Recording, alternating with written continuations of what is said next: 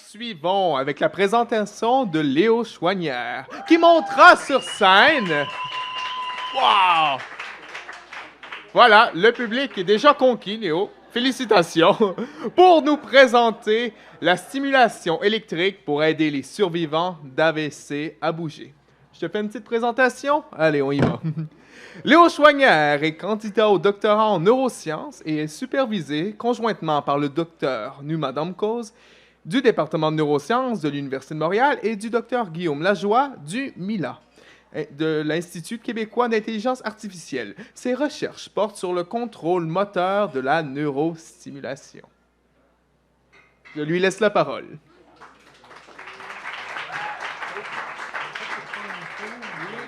Bonjour.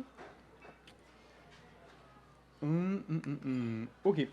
Donc, je vais vous parler d'AVC. Donc, au Canada, c'est environ 60 000 personnes par année qui sont touchées d'un AVC. Donc, je vous ai mis ça pour vous aider à visualiser c'est quoi cette proportion. Donc, c'est environ une personne sur 1000 au Canada. Puis, donc, les gens sont généralement initiés à cette campagne qui cherche à faire en sorte qu'on réagisse vite quand on se rend compte que quelqu'un fait un AVC, parce que réagir vite peut limiter les dommages que la personne subit. Mais malgré ça, malgré les meilleures circonstances où une personne est envoyée à un centre spécialisé, je vais essayer de rester devant est envoyée à un centre spécialisé, il y a quand même seulement 20% des gens qui vont s'en sortir sans aucun handicap. Donc, ça résulte en environ 400 000 Canadiens qui vivent avec des handicaps activement. Donc, ça, c'est une personne sur 100 que je vous ai mis ici. Donc, on sait aussi qu'après que quelqu'un fasse un AVC, il va y avoir une certaine guérison, une amélioration des symptômes, mais beaucoup de symptômes vont rester. Puis là, il n'y a rien à faire. Donc, j'aimerais vous demander, parce que c'est généralement quelque chose que les gens savent, qu'est-ce que c'est l'handicap qui reste, qui est le plus commun? Ouais, exact, j'ai entendu, ouais. Je vais me satisfaire de ça. Donc oui, les survivants d'AVC ont souvent des troubles moteurs, puis spécifiquement des problèmes de dextérité manuelle. Puis, donc, c'est pas difficile de s'imaginer que si on vous enlève vos mains ou que les mains répondent plus comme elles répondaient avant, c'est dévastateur, puis on perd notre autonomie, puis notre qualité de vie est fortement affectée. Donc, en fait, c'est ce qu'on cherche à aider. On cherche à aider les survivants d'AVC à mieux contrôler leur dextérité manuelle. Puis, en fait, la stratégie qu'on utilise, c'est la stimulation électrique du cerveau, d'une région particulière du cerveau dont on va parler. Donc, on va penser un peu à qu'est-ce qui se passe dans un cerveau normal pour contrôler, pour nous donner la dextérité manuelle. Donc en fait, on va couper le cerveau, puis on va aller voir une certaine place. Donc c'est un cerveau humain, on le coupe comme ça. Puis donc, ce qui a été découvert, c'est que donc, ici dans le cerveau, il y a ce qu'on appelle une représentation du corps. Donc en fait, si on découpe les différentes régions du cerveau ici, ce qu'on retrouve, c'est que ces régions du corps-là sont responsables ou s'occupent de produire le mouvement de certaines régions du corps. Donc par exemple, la région ici s'occupe de produire les mouvements du pied, ici s'occupe de produire les mouvements du visage. Puis on voit que la région qui s'occupe des mouvements de la main est très importante en fait. Donc, je vous ai mis ici de quoi on aurait l'air si on était proportionné avec les mêmes proportions que les représentations qui existent dans notre cerveau. Donc, vous voyez que c'est plutôt drôle, là. Les mains sont énormes, la bouche est énorme. Puis ça reflète la complexité de bouger ses mains. Il faut beaucoup de cerveau pour être capable d'accomplir cette tâche de bouger la main. Puis ça a à voir avec, c'est ça, tout ce qui est de bien placer sa main dans l'espace, puis c'est ça, toute la finesse des mouvements qu'on est qu'on est capable de faire. Puis ça, c'est pas nécessairement quelque chose qui est retrouvé chez l'animal. C'est propre aux primates. Ouais, voilà. Donc, si on zoome, là, je vois que c'est pas très clair, là, mais donc, dans la région qui contrôle la main, on a des neurones. Puis, en fait, le rôle de ces neurones-là, c'est que, en fait, ils sont via la moelle épinière, connectés directement aux muscles du bras, de la main. Puis donc, par exemple, quand on veut agripper un verre de bière, ben, ces neurones-là vont s'activer, puis leur activation va être transmise via un câble qui s'appelle un axone. Je pense que c'est quand même connu. Puis là, l'activité va passer dans l'axone, puis se rendre au muscle, de façon à activer le muscle, puis accomplir le mouvement désiré. Puis donc, les neurones du cortex moteur, pardon, donc c'est ça. Cette région du cerveau qui contrôle le mouvement, on l'appelle aussi le cortex moteur. Puis, cette région du cerveau, elle est approvisionnée en oxygène et en nutriments par un gros vaisseau sanguin que j'illustre ici.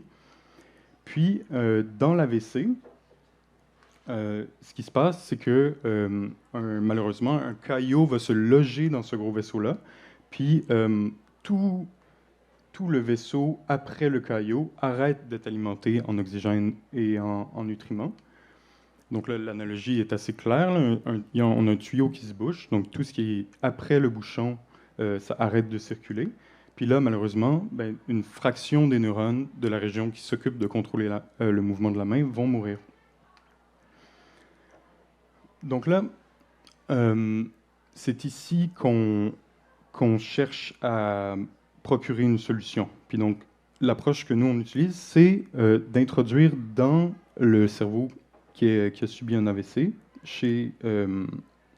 donc ce serait chez le patient, d'introduire des électrodes qui permettent de stimuler. Donc en fait, je pense que c'est quand même connu que les neurones, c'est des cellules qui sont actives électriquement. Donc on peut envoyer de l'électricité dans ces électrodes-là, puis ça va aider les neurones proches des électrodes à s'activer. Donc dans la vraie vie, ça ressemble à ça. Donc vous voyez, c'est comme un espèce de tapis de fakir. C'est une centaine d'électrodes regroupées ensemble avec un espacement constant. Puis donc, une fois qu'on fait ça, il y a un défi. Là, ici, sur l'image, j'ai illustré quels neurones sont morts, mais dans la vraie vie, c'est pas comme ça. C'est pratiquement aléatoire. Certains neurones vont survivre, certains neurones vont mourir. Puis donc, si on veut stimuler pour aider les neurones qui contrôlent le mouvement de la main à s'activer, on ne sait pas a priori dans quelle électrode stimuler. Donc il faut découvrir la meilleure électrode, par exemple. Donc pour faire ça, c'est là que notre laboratoire travaille à développer un algorithme qui joue ce rôle-là et puis qui accomplit ça de façon automatique. Puis donc c'est là qu'on parle d'apprentissage machine, mais on n'a même pas besoin d'aller là, parce que plutôt on va jouer au battleship. Donc en fait, je vais discuter de comment, finalement, ce que l'algorithme fait, c'est jouer au battleship. Donc, quand on commence une partie de battleship, on n'a aucune idée d'où se trouvent les bateaux de l'adversaire, n'est-ce pas? Donc, on va commencer, on va juste envoyer un missile à une certaine place. Donc là, par exemple, ici. Puis donc là, ça, en fait, dans le contexte de nos électrodes, ce que ça correspond à faire, c'est de stimuler dans l'électrode qui correspond à l'endroit où on aurait envoyé notre missile. Puis donc là, on va pouvoir, après avoir fait la stimulation, observer l'effet de cette stimulation-là. Est-ce qu'on a activé notre muscle d'intérêt ou pas? Puis donc là, sur la base de la réponse qu'on vient d'observer là, on peut choisir, donc pour ceux qui ont déjà joué au Battleship, quand on frappe un bateau, on va continuer à frapper autour parce qu'on sait qu'il doit y avoir un bateau dans cette région-là. Donc, homologuement pour les électrodes, si on a stimulé dans une électrode qui a évoqué un mouvement, ben, on devrait rester dans cette région-là. Mais si on n'a pas eu de réponse, ben là, ça nous incite à réessayer à un endroit différent. Puis donc là, on répète la procédure, on stimule dans une autre électrode, puis on constate son effet. Puis donc là, cette boucle-là, dans nos travaux, a lieu jusqu'à temps qu'on trouve une électrode qui nous satisfait, qui évoque un mouvement de façon consistante si on essaie de plusieurs stimulations. Mais c'est essentiellement ça l'idée. Donc là, de quoi ça aurait l'air si on utilise ça chez un patient qui a survécu à un AVC? Donc là, on reprend la tâche ou le désir de faire un mouvement vers un verre de bière. Donc là, l'idée, c'est que puisqu'une fraction des neurones est morte, l'activité se fait moins facilement. Donc, assumant qu'on ait une façon de détecter que la personne a l'intention de faire un mouvement, ben là, il suffit de faire la stimulation dans l'électrode qu'on a trouvée comme meilleure avec notre jeu de battleship au moment où la patiente veut faire le mouvement. Puis là, de la même façon qu'on a l'activité qui se propage chez un individu qui n'a pas subi d'AVC, ben, l'activité descend jusqu'au muscle et aide la personne à bouger. Donc là, j'ai présenté un peu l'intention. En fait, c'est ce qu'on cherche à faire éventuellement chez l'humain. Mais pour le moment, ces travaux-là ont lieu chez le singe et chez le rat. Puis, en fait, ces modèles animaux nous permettent de s'assurer qu'on fait tout de la bonne façon, qu'on stimule de la bonne façon, puis qu'on comprend vraiment les paramètres de notre approche. Mais on a des bonnes raisons de croire que ça pourrait réellement fonctionner parce que nos laboratoires ont travaillé dans la réhabilitation de, par exemple, des lésions de la moelle épinière. Puis ce genre d'approche-là montre beaucoup de promesses. Donc voilà, j'aimerais finir par remercier ma direction, Guillaume Lajoie et Nouma Dancourse en particulier, et mes sources de financement, FRQ et UNIC en particulier. Merci.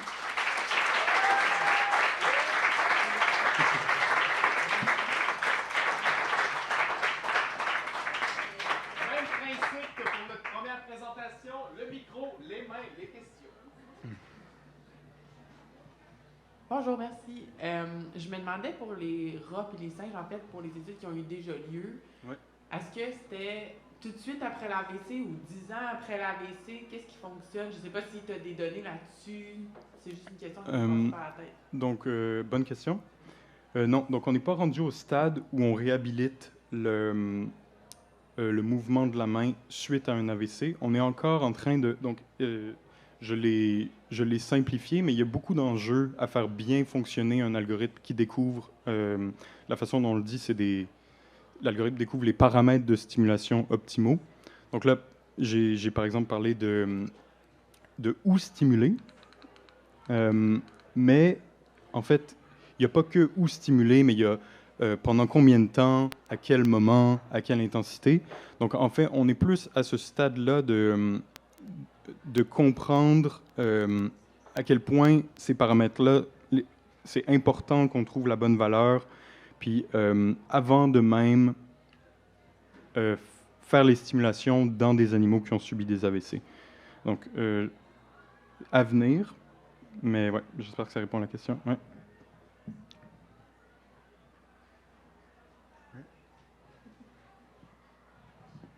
Merci pour la présentation aussi.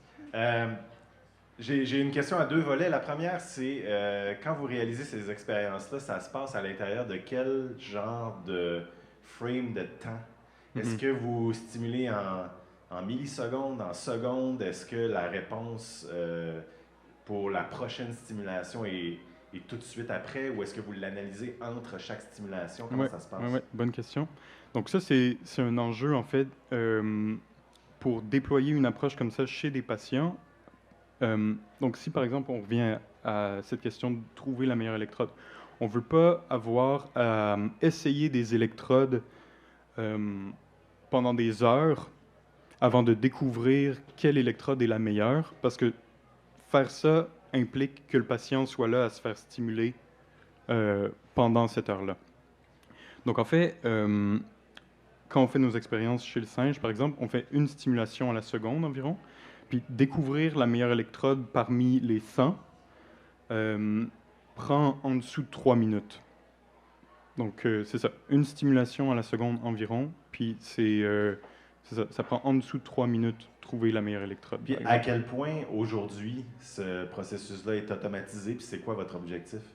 Donc on progresse en termes de paramètres. Donc c'est ça, trouver la meilleure électrode, c'est comme la première chose à faire, mais après j'ai nommé d'autres paramètres qu'on veut optimiser.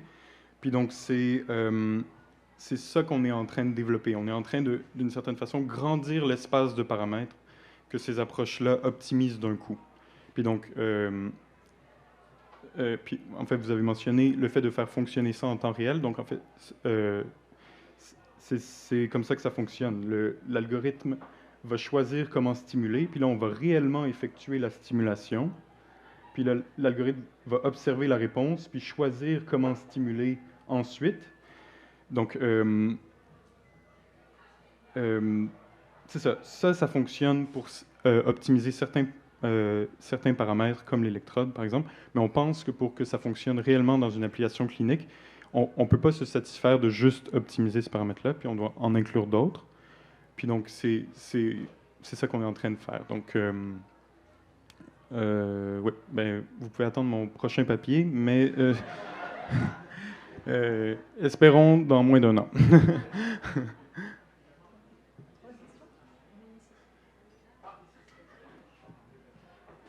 Merci beaucoup de la présentation.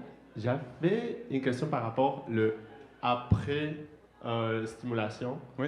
Parce que je me demande si ça marche bien pour les neurones, comment ça s'est réactivé et comment ça marchait bien. Est-ce que ça voudrait dire que ça va être une thérapie, une intervention pour laisser c'est pas les électrodes, mais fixer un peu comme la stimulation électrique s'utilise déjà chez les Parkinson, ou ça serait pour l'enlever et que la récupération s'amène avec la réhabilitation de l'environnement normal? Quelle est la pensée long terme pour cette type de stimulation? Une très bonne question.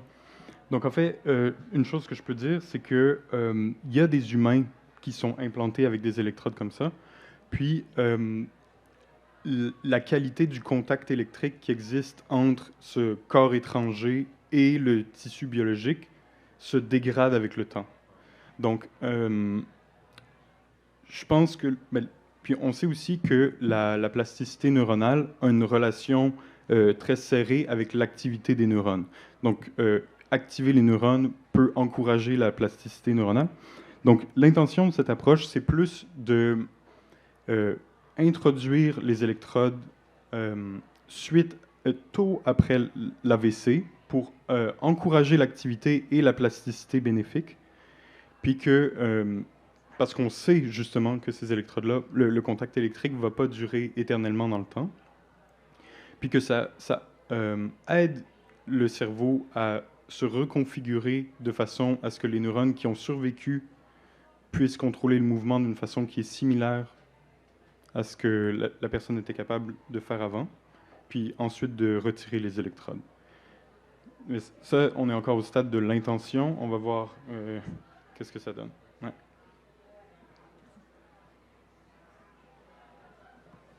Merci pour cette présentation. Donc, Oui. ma question, de ce que j'ai compris, c'était important de savoir de bien viser l'électrode.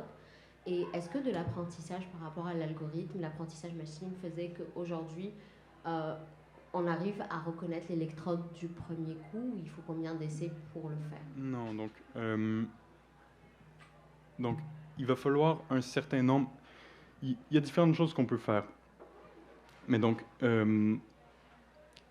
ce mécanisme de détection de la meilleure électrode est très important parce que même si on a deux individus qui se font placer les électrodes au même endroit, il y a une grande variabilité interindividuelle qui fait que la meilleure électrode pour une personne, un animal, sera vraiment pas la même que l'autre.